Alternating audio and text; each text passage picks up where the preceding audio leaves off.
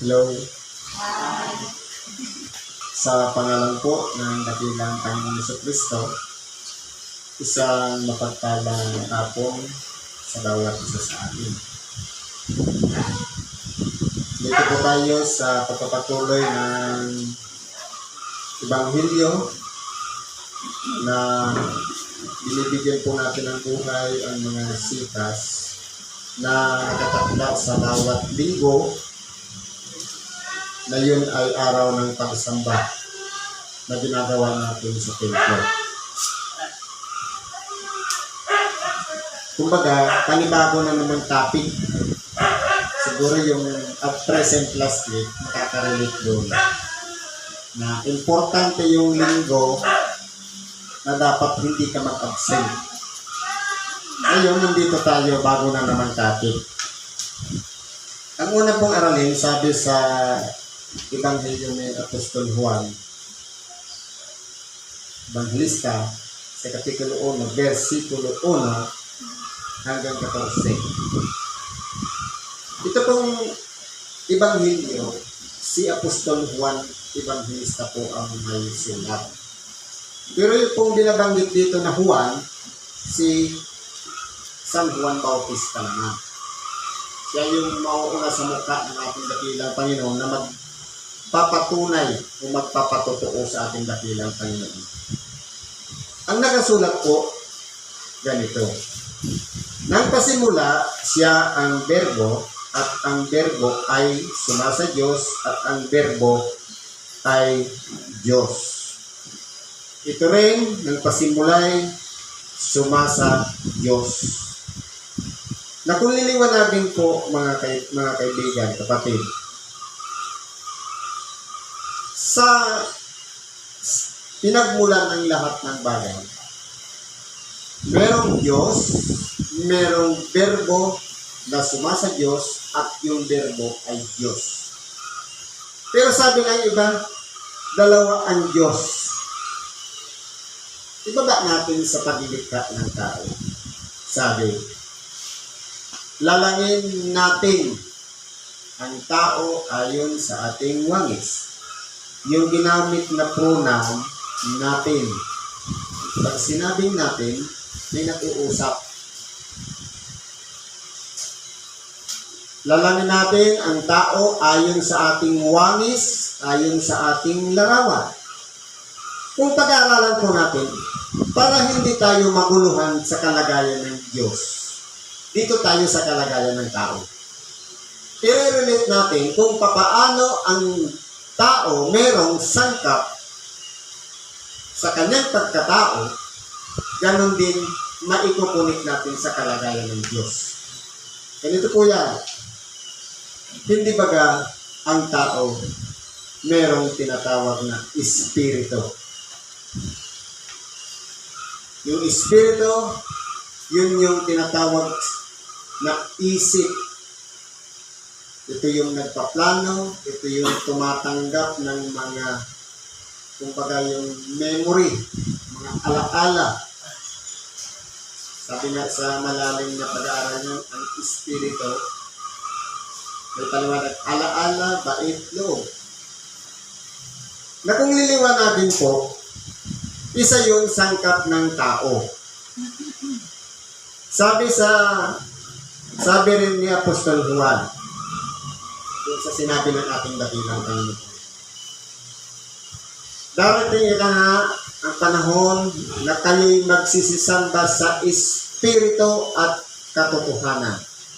Ibig sabihin, ang Diyos, espiritu. Kung paano ang Diyos may espiritu, o ang Diyos ay espiritu, at ang tao naman ay may sangkap na espiritu, kahambing na natin yan. Meron na siyang isang kalagayan. Hindi ba ang ating dakilang Panginoon, sabi sa 14, at nagkatawang tao ang berbo. Hindi ba ang tao merong ding katawan?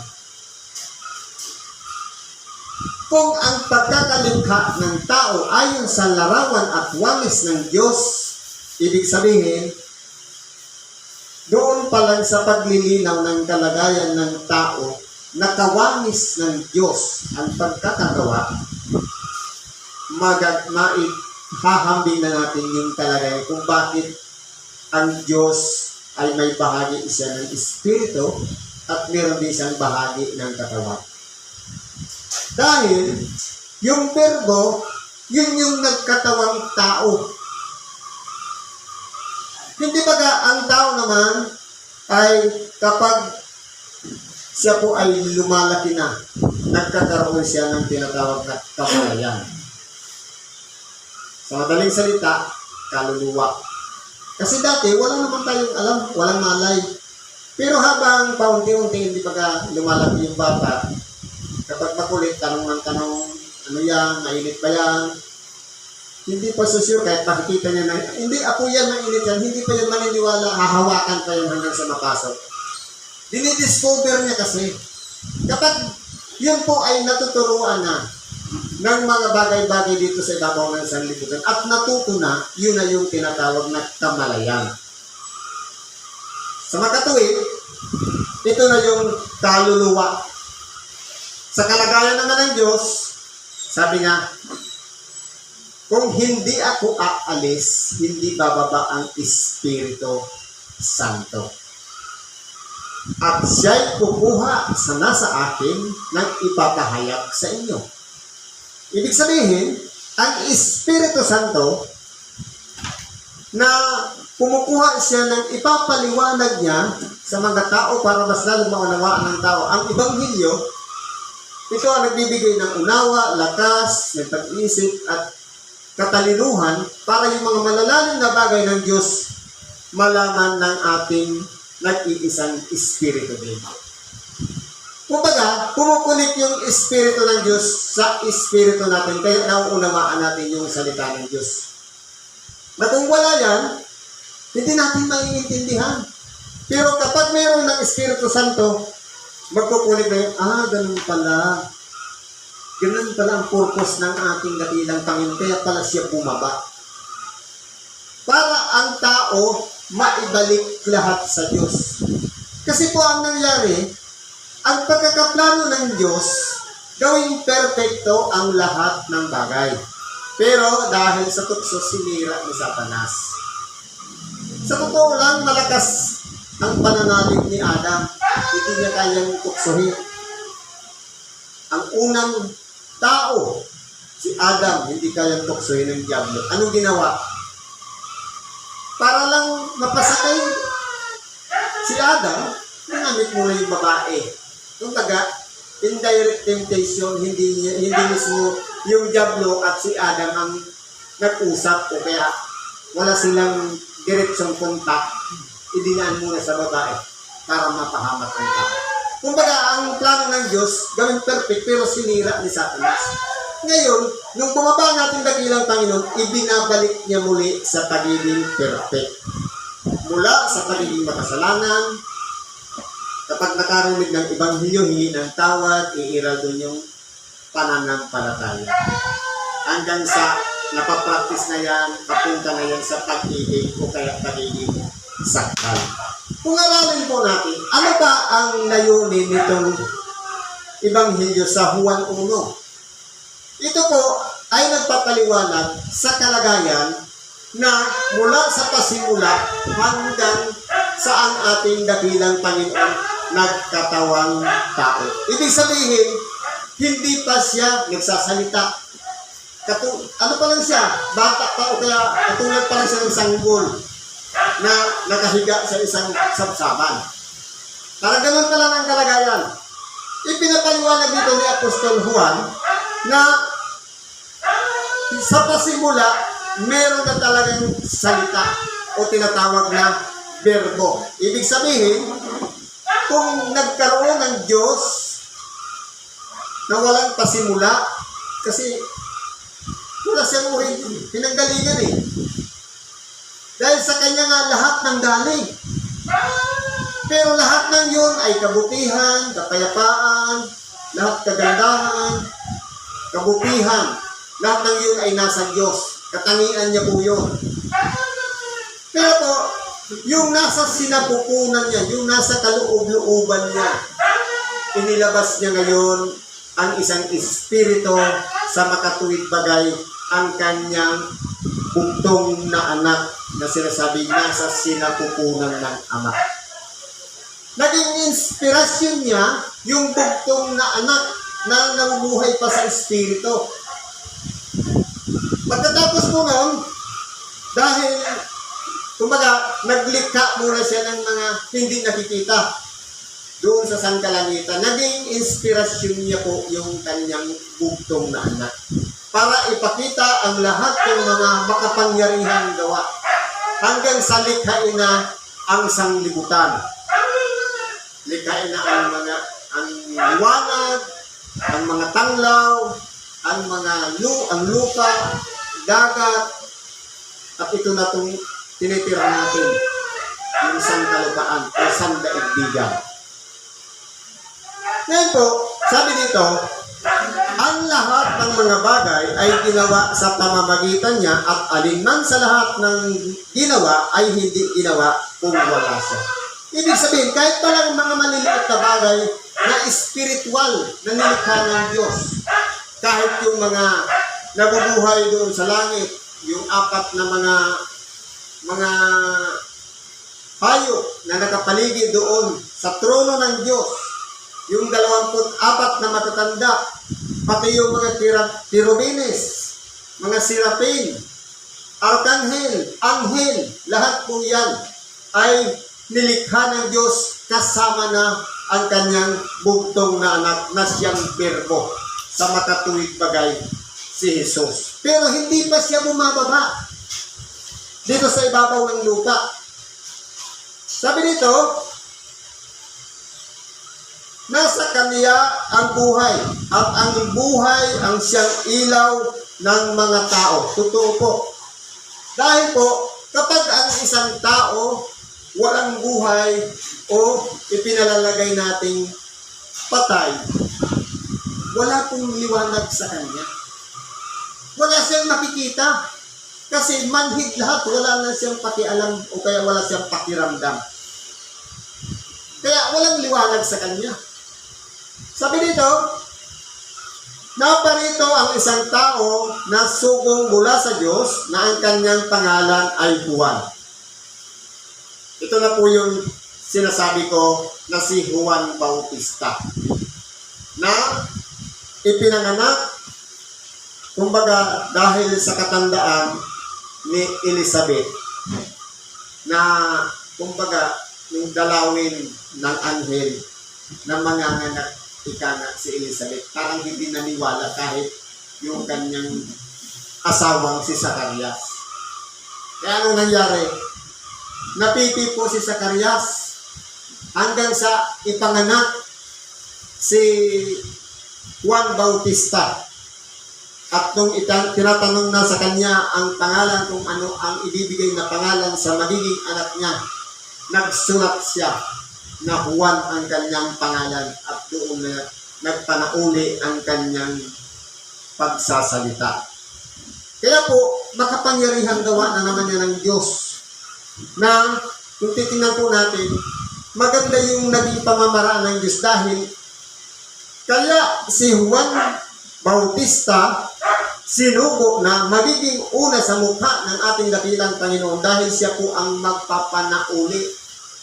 Kumbaga, ang lahat ng daraanan ng ating dakilang Panginoon dapat tuwid na, dapat napatag na, dapat pantay-pantay na.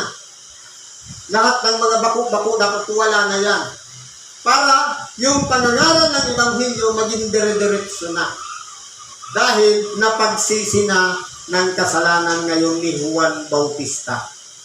Na siya'y nagbabautismo ng tubig, tanda ng pagsisisi.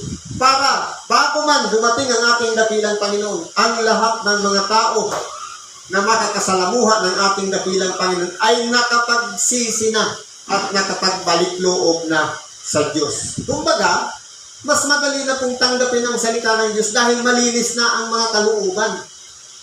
Kumbaga, nakapagpatawad na ang Diyos. Yun po yung pinakauna. Kaya isinugo si Juan Bautista.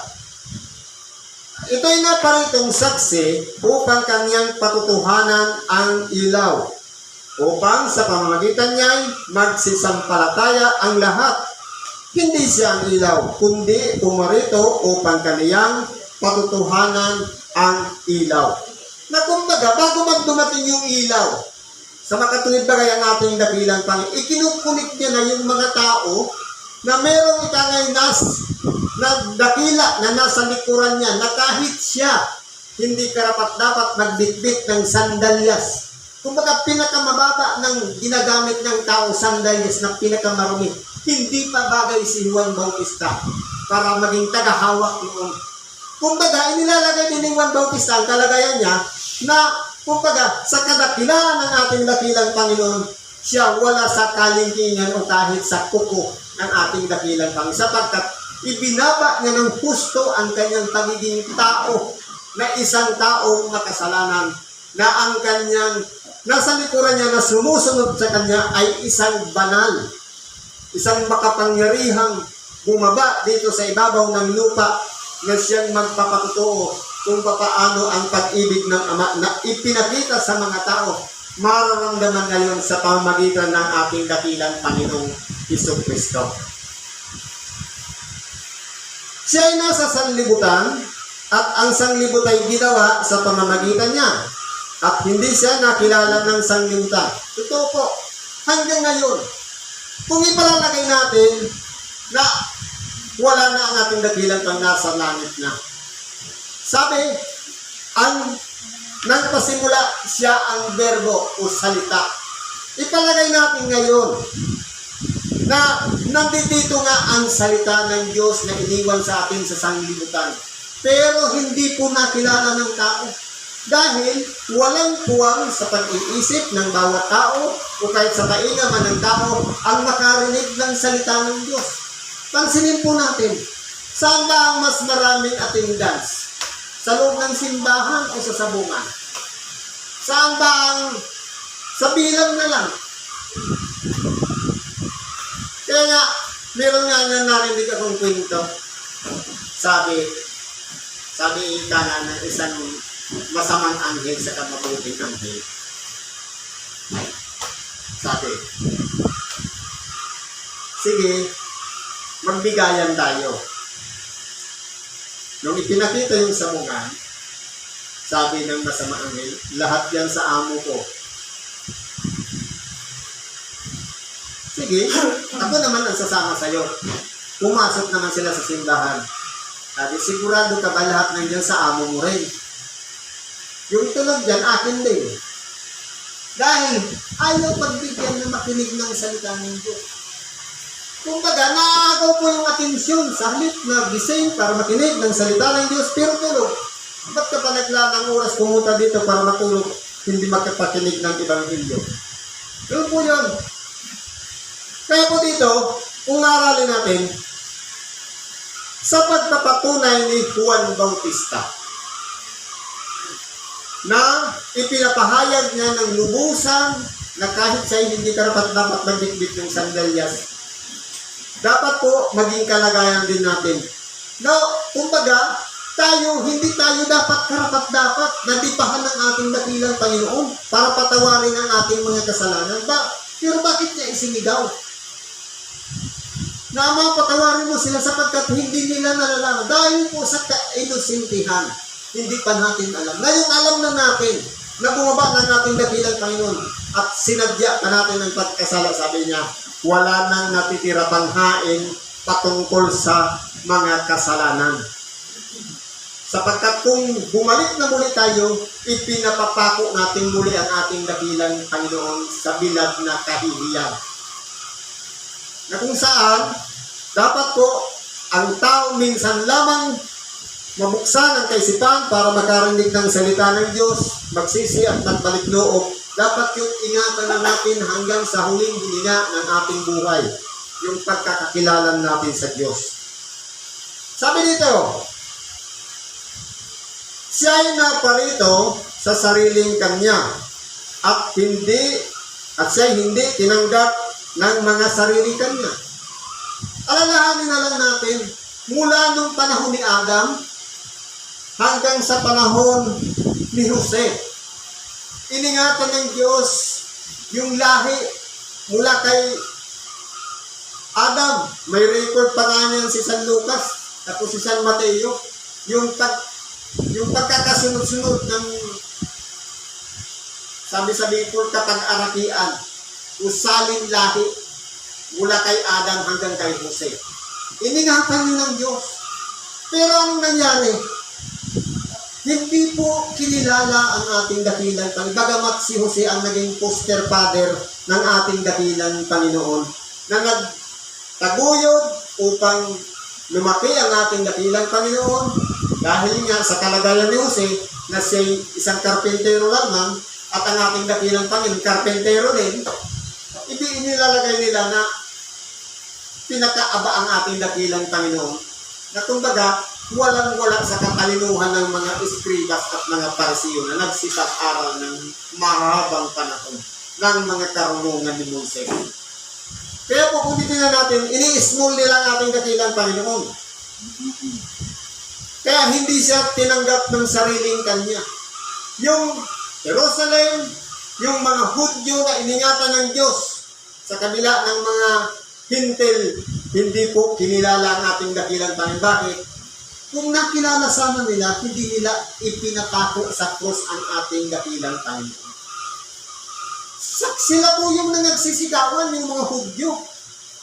Yung sariling kanya na ang ating dakilang Panginoon dalhin doon sa paghihirap sa ibabaw ng kahoy para mamatay sa doon. Na kung titingnan natin, mas pinahalagahan pa si Barabas na isang kriminal kaysa sa ating dakilang Panginoon na walang kasalanan.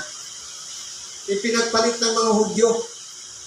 Datapat ang lahat ng sa kanya'y nagsitanggap. Ito naman po yung benepisyo ng mga tumanggap sa ating dakilang Panginoon. Ay pinagkalooban niya sila ng karapatang maging mga anak ng Diyos. Kaya po, sa oras pala na mapakinggan natin ang salita ng Diyos at ito'y ating trinasis papunta sa ating isip, pinagnilay-nilayan o pinagbulay-bulayan at pagkatapos yan, inunawa natin ng tulo-tulo at tinanggap natin ng lubusan sa ating mga pag-iisip at sa ating puso, ito po pala ang magiging palatandaan ng pagiging anak ng Diyos. Ibig sabihin, kung halimbawa, si brother, si sister, lahat yan tumanggap ng aral ng salita ng Diyos, ang pagtuturingan pala nila, brothers and sisters o magkakapatid. Pero kung meron pa rin pagtatalo-talo, hindi pagkaunawaan, awayan, magkakapatid, normal ba yun? Maaaring normal yun kung siguro kung ang isa doon, pinananahanan ng Espiritu Santo, ang isa wala. Hindi talagang natatalo-talo yan. Pero kung lahat ng yan ay pinangungunahan ng Espiritu Santo, kung yung mga alagad nga na iba ang panahon ng pagtawag kay Pedro, iba naman kay San Pablo, pero bakit sila na nagkakaisa? Dahil sa Espiritu Santo na nangunguna sa kanila para ipangaral ang salita ng Diyos. Kahit iba-ibang panahon, iba-ibang bayan yung pinanggalingan ng mga propeta, pero bakit interconnected ang kanilang mga sinasabi? Dahil po sa Espiritu Santo na nag-iisa lang ang nagdidikta sa mga isip nila na kanilang isusulat dito sa mga banal na kasulatan. Kaya yun po ang katotohanan niyan. Kaya yung pagiging anak ng Diyos, ito po ang dapat na pakaingatan natin. Dahil minsan lang po tayo tawaging anak ng Diyos. Pero sabi nga, itinuturing na anak ang kanyang minamahal kapag siya'y pinapalo. Kaya minsan, nagkakaroon tayo ng mga karamdaman, kapighatian, problema. Dahil ayaw niyan makahiwalay tayo. Pinakailangan natin maranasan yan para palagi natin siyang tatawagan. Para palagi natin ikinukunit natin yung sarili sa Kanya. Kaya, minsan, may mga karamdaman tayo na kung tutusin niya, parang sumusuko na tayo. Pero pamamaraan yun. Sabi nga ni San Pablo, naglagay ng tinik si Satanas upang huwag akong magpalalo.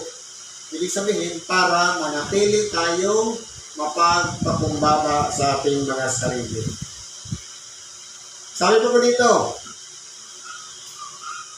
sa makatuwid bagay, ang mga nagsisisampalataya, pinagkalooban niya sila ng karapatang maging mga anak ng Diyos. Sa makatuwid bagay, ang mga nagsisisampalataya sa Kanyang pangalan, na mga ipinanganak na hindi sa dugo, hindi sa kalooban ng laman, hindi sa kalooban ng tao, kundi sa Diyos. Kaya po yung pagiging anak ng Diyos,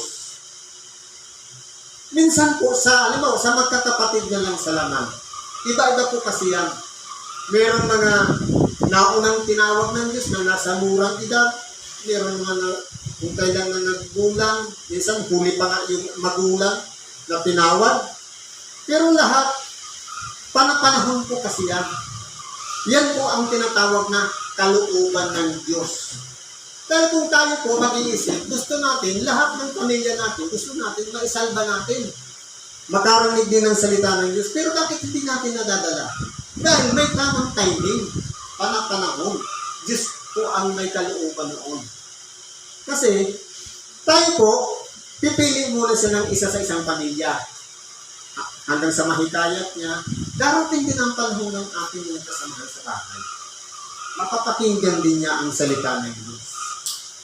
Kahit man huli, nasabihin natin na kung kailan naghihirap na sa pamumuhay, kung kailan malapit ng mamatay, ang mahalaga din, tumanggap siya ng aral ng salita ng Diyos. Kahit hindi siya nakapabautismo, kahit hindi siya nakapunta ng templo, ang mahalaga, yung aral, tinanggap at nagsisi at nagbalik loob sa Diyos. Kasi po, hindi naman mahalaga yung bautismo kung titingnan. Bakit? Tumanggap ka ng bautismo si Demas? Yung sinabihan lang siya na nakadipan na sa cross. Sinasabi ko sa iyo ngayon, kakasamahin kita sa paraiso. O ang tanong, may nangyari bang bautismo? Di ba wala? Ibig sabihin, yung pagtanggap, importante po yun. Na kinilala ngayon ni Demas ang ating dakilang Panginoon, na parang pinaalalahanan niya pa si Istas, na hindi ka ba natatakot sa sinasabi niya? Kaya, kung titignan po natin, napakahalaga na dapat makarating sa isang tao ang tanggapin ang aral o salita ng Diyos. Makilala natin siya.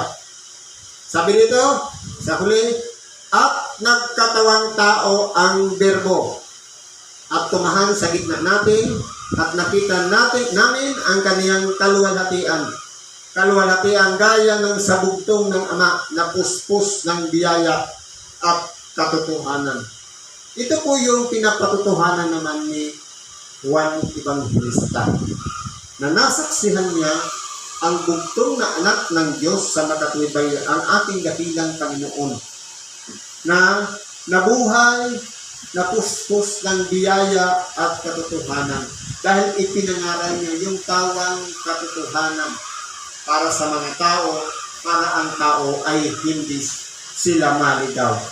At ng biyaya, sapagkat marami siyang tinulungan, marami siyang pinagaling. Mga bulag, nakapita, mga pipi, nakapagsalita, mga bingi nakarinig, mga patay na buhay, may titong gumaling, at kung ano-ano pang may karamdaman, nandun lahat yun sa ating dakilang Panginoong Jesucristo. Kaya lumapit tayo sa Kanya upang siya naman ay lumapit sa atin. Kaya po, sa oras na ito, siguro mahaba ng ating oras. Hanggang dito na lang ang ating pakikibahagi. At kung ano man ang ating mga karaingan, hilingan man sa Diyos, problema man yan, karamdaman, o ano mang hinihingi natin, ipagkatiwala natin lahat sa Diyos. Huwag natin madaliin. Dahil iba ang proseso ng tao sa proseso ng Diyos. Kung siguro humihiling tayong gumaling agad ang karamdaman, kapag pinagaling kasi agad tayo, nakabukas, balik na naman tayo sa dati nating gawin. May proseso para magkaroon tayo ng unawa, pahalagahan natin yung aral ng salita. Salamat po at magandang hapon sa bawat isa.